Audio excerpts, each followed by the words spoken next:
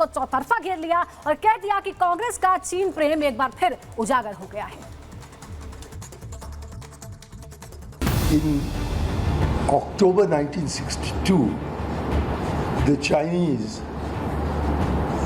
allegedly invaded India. The Chinese allegedly invaded India.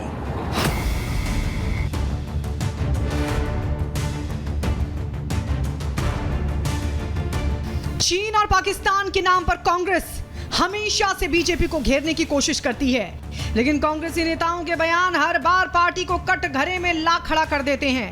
एक बार फिर कांग्रेस नेता मणिशंकर अय्यर ने बीजेपी पर सवाल उठाते उठाते सेल्फ गोल कर लिया।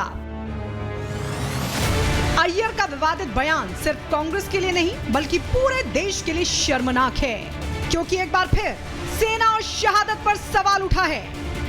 सवाल 1962 में हुए भारत चीन युद्ध को लेकर है। पिछले चुनाव में प्रधानमंत्री नरेंद्र मोदी को अपशब्द कहने वाले कांग्रेस के नेता मणिशंकर अय्यर ने इस बार देश हित को ही ताक पर रख दिया है।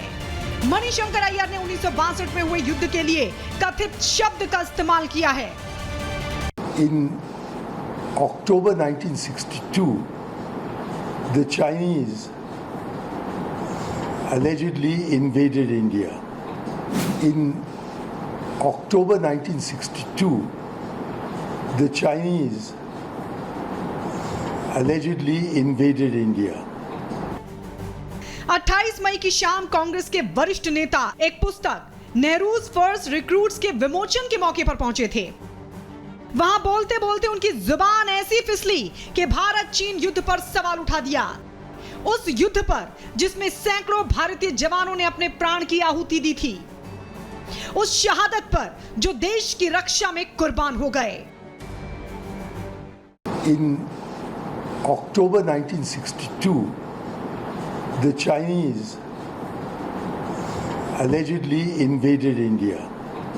In October 1962, the Chinese allegedly invaded India. ऐसा पहली बार नहीं है जब मणिशंकर अय्यर ने विवादित बयान दिया हो। विवाद और मणिशंकर का चोली दामन का साथ है। वो और उनके नेता समय समय पर दुश्मन देश से प्रेम का राग अलापते नजर आते हैं।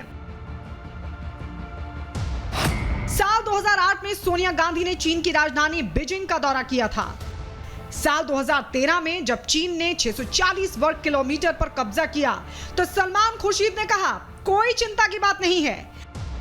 साल 2017 में डोकलाम झड़प के दौरान राहुल गांधी चीनी राजदूत से मिले थे। साल 2023 में भारत चीन के संबंध में जब खटास आई तब भी राहुल गांधी ने कैम्ब्रिज में चीन की तारीफ की थी।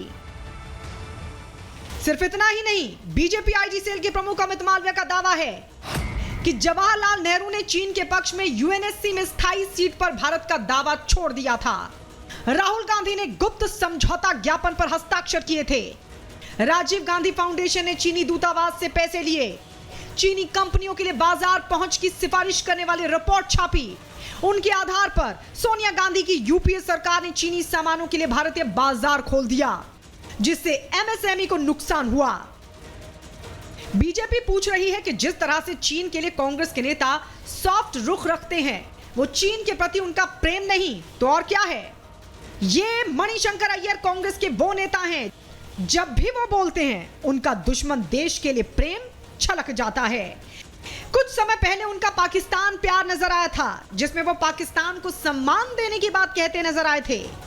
जो प्यार यहाँ मुझे पाकिस्तान में मिलता है, उससे ज्यादा दुश्मनी मुझे हिंदुस्तान में मिलता है।